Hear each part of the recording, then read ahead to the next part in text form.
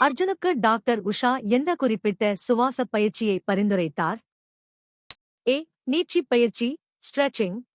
B. Aerobics aerobics. C. பளு தூக்குதல் வெயிட்லிஃப்டிங். D. பிராணாயாமம் பிராணாயாமம். சரியான பதில் டி. பிராணாயாமம் பிராணாயாமம். சரியான விடை டி. சோகஸ்மெலி பிராணாயாமம் என்பது மூச்சு காற்றைக் கட்டுப்படுத்தும் ஒரு யோக பயிற்சியாகும். இது நுரையீரலின் செயல்திறனை அதிகரிக்கவும் மன அழுத்தத்தை குறைக்கவும் உதவுகிறது. தவறான விடைகள். ஏ. நீட்சிப் பயிற்சி என்பது தசைகளைத் தளர்த்தும் உடல் பயிற்சியாகும். ஒரு பூக்கும் தாவரத்தில் மகரந்த துகள்கள் எங்கே உருவாகின்றன? ஏ. சூலகமுடி ஸ்டிக்மா. பி. மகரந்த கம்பி ஃபிலமெண்ட். சி. மகரந்தப்பை ஆந்தா. டி. சூலகம் ஓவ்ரி. சரியான பதில் சி. மகரந்தப்பை ஆந்தா. சரியான விடை சி. சோகஸ்மெலி. மகரந்தப்பை என்பது மகரந்த தாளின் நுனிப்பகுதியாகும். இங்குதான் ஆண் இனப்பெருக்க அணுக்களான மகரந்த துகள்கள் உருவாகின்றன. இவை முதிர்ச்சியடைந்தவுடன் காற்றில் அல்லது பூச்சிகள் மூலம் சூலகமுடியே சென்றடைகின்றன. ஜிங்க் சல்பேட் ஹெப்டாஹைட்ரேட்டின் மூலக்கூறு வாய்ப்பாடு என்ன? A. CuSO4U5H2. B. AmGSO4U7H2. C. JDNSO4U7H2. D. AbSO4U7H2. சரியான பதில் C. JDNSO4U7H2. 6. Zinc sulphate heptahydrate என்பது JDNSO4U7H2 என்ற மூலக்கூறு வாய்ப்பாட்டைக் கொண்டது. இது வெள்ளை துத்தம் ஒயிட் விட்ரியோல் என்றும் அழைக்கப்படுகிறது. இதில் 7 நீர் மூலக்கூறுகள் படிகமாக்கல் நீராக உள்ளன. பின்வருவனவற்றில் எது ஒரு பசுமைக்குடில் வாயுவாக கருதப்படுகிறது? ஏ. ஏஆர். பி. ஏசோ2. சி. ஏ2.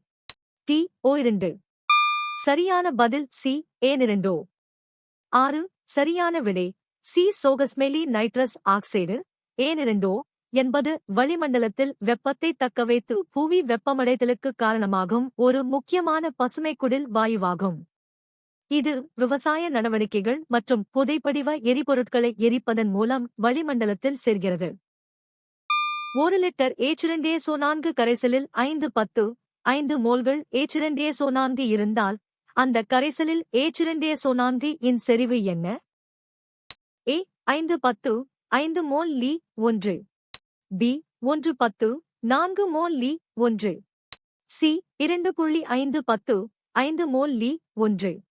டி. 4 மோல் லி 1. சரியான பதில் ஏ. 5 மோல் லி 1. 10 மோலாரிட்டி அல்லது செறிவு என்பது 1 லிட்டர் கரைசலில் கரைந்துள்ள கரைபொருளின் மோல்களின் எண்ணிக்கையை குறிக்கும் MnV. இங்கு 1 லிட்டரில் 5 மோல்கள் இருப்பதால் அதன் செறிவு 5 மோல் லி 1 ஆகும். ஒலியின் வேகத்தை தீர்மானிக்க மாணவர்கள் எந்த முறையை பயன்படுத்த வேண்டும் என எதிர்பார்க்கப்படுகிறது? ஏ. உட்கவர்தல் முறை. பி. விளிம்பு வளைவு முறை.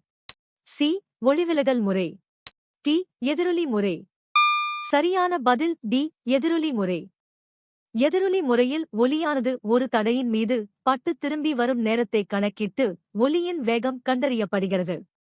இது V2TT என்ற சூத்திரத்தை பயன்படுத்துகிறது. ஏ. உட்கவர்தல் முறை என்பது ஆற்றல் இழப்பை குறிக்கிறது. ஒருவித்திலே தாவரத் தண்டின் தளத்திசுவில் எந்த அமைப்பு வேறுபடுத்தப்படவில்லை? ஏ. வாஸ்குலார் கற்றைகள் vascular bundles. B. Xylem xylem. C. Pith pith. D. புறத்தோல் எபிடர்மிஸ். சரியான பதில் சி. Pith bed.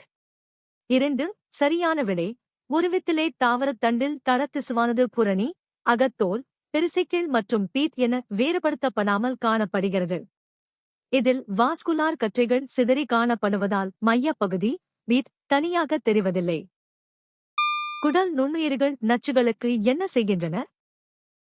ஏ. அவற்றை சேமிக்கின்றன. பி. அவற்றை உறிஞ்சுகின்றன. சி. அவற்றை உற்பத்தி செய்கின்றன. டி. அவற்றை உடைக்கின்றன. சரியான பதில் டி. அவற்றை உடைக்கின்றன. சரியான விடை டி சோகஸ்மெலி மனித குடலில் உள்ள நன்மை பயக்கும் நுண்ணுயிர்கள் நாம் உண்ணும் உணவில் உள்ள நச்சுப் பொருட்களைச் சிதைத்து உடலுக்கு பாதுகாப்பளிக்கின்றன. இவை செரிமான மண்டலத்தின் ஆரோக்கியத்தை மேம்படுத்தி உடலுக்கு தேவையான வைட்டமின்களை உருவாக்கவும் உதவுகின்றன. மனித மாதவிடாய் சுழற்சியின் தோராயமான நீளம் என்ன? ஏ. ஒவ்வொரு 28 நாட்களுக்கும். பி. ஒவ்வொரு 45 நாட்களுக்கும். சி. ஒவ்வொரு 14 நாட்களுக்கும். டி. ஒவ்வொரு 7 நாட்களுக்கும். சரியான பதில் ஏ. ஒவ்வொரு 28 நாட்களுக்கும். சரியான விடை ஏ. சோகஸ்மெலி மனித மாதவிடாய் சுழற்சி சராசரியாக 28 நாட்களுக்கு ஒருமுறை நிகழ்கிறது. இது ஹார்மோன் மாற்றங்களால் கட்டுப்படுத்தப்படுகிறது. இதில் கருமுட்டை வெளியீடு மற்றும் கருப்பைச் சுவர் சிதைவு ஆகிய நிலைகள் சீரான இடைவெளியில் நடைபெறும். எலக்ட்ரான் ஓட்டத்துடன் ஒப்பிடும்போது மரபு மின்னோட்டம் எந்த திசையில் வரையறுக்கப்படுகிறது? ஏ. எலக்ட்ரான் ஓட்டத்திற்கு செங்குத்தாக. பி. எலக்ட்ரான் ஓட்டத்திற்கு எதிராக. சி. எலக்ட்ரான் ஓட்டத்தின் அதே திசையில். டி. எலக்ட்ரான் ஓட்டத்திலிருந்து சுயாதீனமாக. சரியான பதில் பி. எலக்ட்ரான் ஓட்டத்திற்கு எதிராக. 7. மரபு மின்னோட்டம் நேர் மின்முனையிலிருந்து எதிர் மின்முனைக்கு செல்வதாக கருதப்படுகிறது. ஆனால் எலக்ட்ரான்கள் எதிர் மின்முனையிலிருந்து நேர் மின்முனைக்குச் செல்வதால் இவை ஒன்றுக்கொன்று எதிர் திசையில் அமைகின்றன. மற்ற விடைகள் ஏ. இவை செங்குத்தாக இருப்பதில்லை. கரைபொருள் மற்றும் கரைப்பானின் இயற்பியல் நிலையை அடிப்படையாகக் கொண்ட கரைசல்களின் வகை எது? ஏ. நீர்க்கரைசல்கள் மற்றும் நீரற்ற கரைசல்கள். பி. தெவிட்டிய மற்றும் தெவிட்டாத கரைசல்கள். சி. திண்மம், திரவம் மற்றும் வாயுக் கரைசல்கள். டி. நீர்த்த மற்றும் செறிந்த கரைசல்கள். சரியான பதில் சி. திண்மம், திரவம் மற்றும் வாயுக் கரைசல்கள். சரியான விடை சி. கரைபொருள் மற்றும் கரைப்பானின் இயற்பியல் நிலையைப் பொறுத்து கரைசல்கள் திண்ம, திரவ மற்றும் வாயுக் கரைசல்கள் என வகைப்படுத்தப்படுகின்றன. உதாரணமாக, காற்று ஒரு வாயுக் கரைசல் மற்றும் உலோகக் கலவைகள் திண்மக் கரைசல்கள் ஆகும். ஒரு கோளக ஆடியின் வளைவு ஆரம் r மற்றும் குவியத் தூரம் f ஆகியவற்றுக்கு இடையேயான உறவு என்ன? A. rf. B. rf2. C. r4f. D. r2f. சரியான பதில் டி. r2f.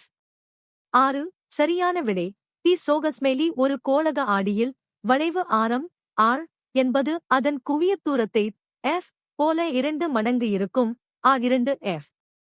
அதாவது குவியப்புள்ளி என்பது ஆடி மையத்திற்கும் வளைவு மையத்திற்கும் சரியாக நடுவில் அமையும். குழாயைச் சாய்ப்பது பாதரசத்தின் அளவை எவ்வாறு பாதிக்கிறது? ஏ. பாதரசத்தின் அளவு மாறாமல் உள்ளது. பி. பாதரசத்தின் அளவு குறைகிறது. சி. பாதரசத்தின் அளவு நிலையற்றதாகிறது. டி. பாதரசத்தின் அளவு அதிகரிக்கிறது. சரியான பதில் ஏ. பாதரசத்தின் அளவு மாறாமல் உள்ளது. 6. ஒரு பாதரச காற்றழுத்தமானியில் குழாயைச் சாய்த்தாலும் பாதரச தம்பத்தின் செங்குத்து உயரம் வெர்டிகல் ஹைட் மாறாமல் அப்படியே இருக்கும். ஏனெனில் வளிமண்டல அழுத்தம் மாறாத வரை அது தாங்கும் பாதரசத்தின் செங்குத்து அளவு நிலையானது. எந்த வகை சுவாசம் உணவுப் பொருட்களை முழுமையாக H2O மற்றும் CO2 ஆக்சிஜனேற்றம் செய்கிறது? ஏ. காற்றுவழி சுவாசம் ஏரோபிக் ரெஸ்பிரேஷன். பி. நொதித்தல் ஃபெர்மெண்டேஷன். சி. காற்றில்லா சுவாசம் anaerobic ரெஸ்பிரேஷன். டி. கிடைக்கோலிசிஸ் கிளைகோலிசிஸ். சரியான பதில் ஏ. காற்றுவழி சுவாசம் ஏரோபிக் ரெஸ்பிரேஷன். சரியான விடை ஏ. சோகஸ்மெலி காற்றுவழி சுவாசம் ஆக்சிஜனை பயன்படுத்தி குளுக்கோஸை முழுமையாக கார்பன் டை ஆக்சைடு மற்றும் நீராக மாற்றுகிறது. இந்த முறையில் அதிகப்படியான ஆற்றல் ATP உற்பத்தி செய்யப்படுகிறது. எந்த வகை செல் அமைப்பு மேற்பரப்பை மூடுவதோடு தொடர்புடையது? ஏ. சென்ட்ரியோல்கள் சென்ட்ரியோல்ஸ். பி. புறத்தோல் செல்கள் எபிதீலியல் செல்ஸ். சி. கோல்கி உறுப்புகள் கோல்கி ஆப்பரேட்டஸ். டி. Mitochondria mitochondria. சரியான பதில் பி. புறத்தோல் செல்கள் எபிதீலியல் செல்ஸ். சரியான விடை பி. சோகஸ்மெலி புறத்தோல் செல்கள் உடலின் மேற்பரப்பையும் உட்புற உறுப்புகளின் சுவர்களையும் மூடி பாதுகாக்கும் அடுக்காகச் செயல்படுகின்றன. இவை ஒன்றோடொன்று நெருக்கமாக அமைந்து ஒரு பாதுகாப்பு திரையை உருவாக்குகின்றன. ஒருங்கமைந்த வாஸ்குலார் கற்றை என விவரிக்கப்படும் வகை எது?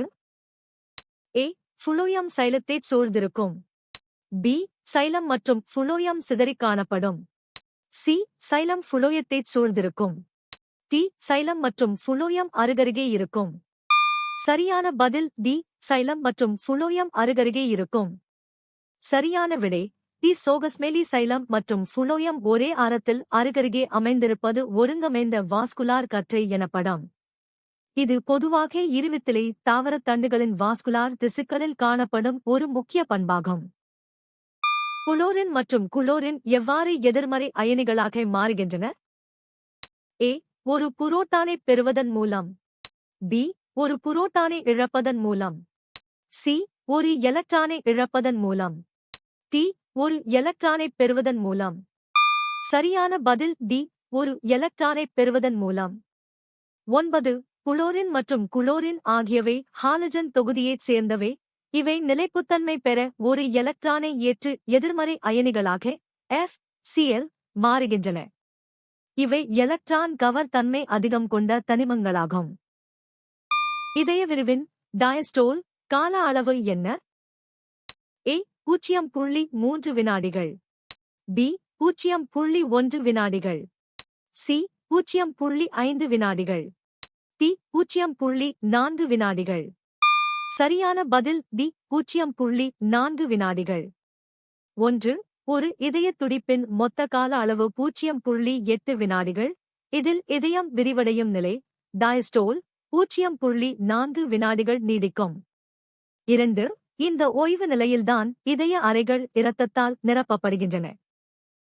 நீங்கள் எத்தனை சரியாக பதிலளித்தீர்கள்?